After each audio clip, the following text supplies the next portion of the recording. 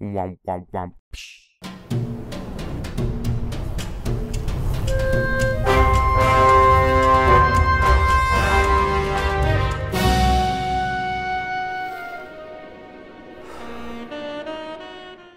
It took me a very long time to get around to playing Grim Fandango. I missed the game when it originally came out in the 90s, and since then it's been about as easy to find as Bigfoot. And even if you could pick up an old copy from somewhere, in the deepest crevices of the earth, it would then take a master's degree in advanced computer programming just to get the game to run. I think it's partially down to the game's elusive, almost mythical nature, that it's become something of an admired mystery to anyone born too late into gaming to experience it when it was first released. So the announcement that Double Fine was finally releasing a remastered version had me, along with many others, salivating at the idea that we might actually get to see what all the fuss was about. This is why you'll probably understand why my heart dropped so suddenly when the game wouldn't launch on Steam the first time I tried to boot it up. Here we go, I thought. The gaming gods have looked down upon me and judged me unworthy. So desperately, I offered up as much penance as I could muster in the form of googling the shit out of the problem, which felt reminiscent of the many times I'd tried to get the original game to run. Eventually, with much gnashing of teeth and pulling of hair, the game booted up, and years of waiting came to a sweet and abrupt end. Now I can finally tell you what I think of Grim Fandango. Let's get one thing out of the way first.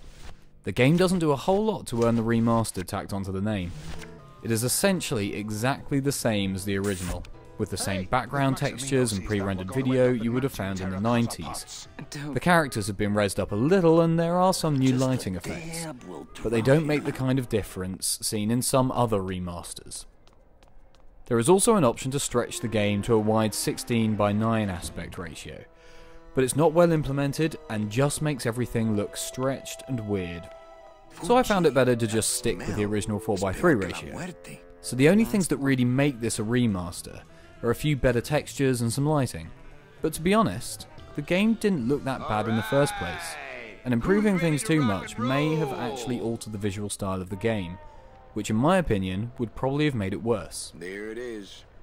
Now getting to the game itself. It's everything a solid 90s adventure game should be. The story and writing is superb, and every bit as hilarious as I've come to expect from all of Tim Schafer and Double Fine's work to date. The setting is bizarre and unique, and the characters are all well written and continually interesting.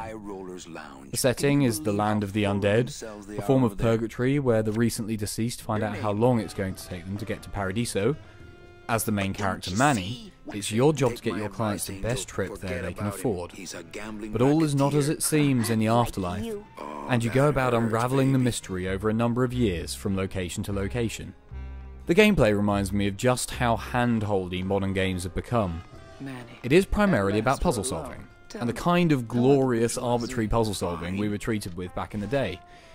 It usually comes down to trying to use everything you collect in your inventory with anything you might be able to interact with in the environment, and then just hoping for the best. I'm not going to lie, I did resort to hints and walkthroughs at points, only to be dumbfounded and wonder how I was ever expected to work out some puzzle solutions on my own. But that was the charm of old point and clicks and puzzle adventure games. It may be frustrating to modern gamers, but this is how you earned your stripes back in the day, when games actually made you use your brain and every so often have to think completely outside of the box. So after having wondered what the big deal was with this game for years and years, and thinking I'd probably missed the boat and would never really understand, I can finally sit here and see what all the fuss was about. This game is the embodiment of everything that was great about old school puzzle adventure games. Fantastic storytelling and writing, the wonderful setting and world brought to life by characters and art style, the bizarrely thought out puzzles and experience of actually having to think about what you're doing.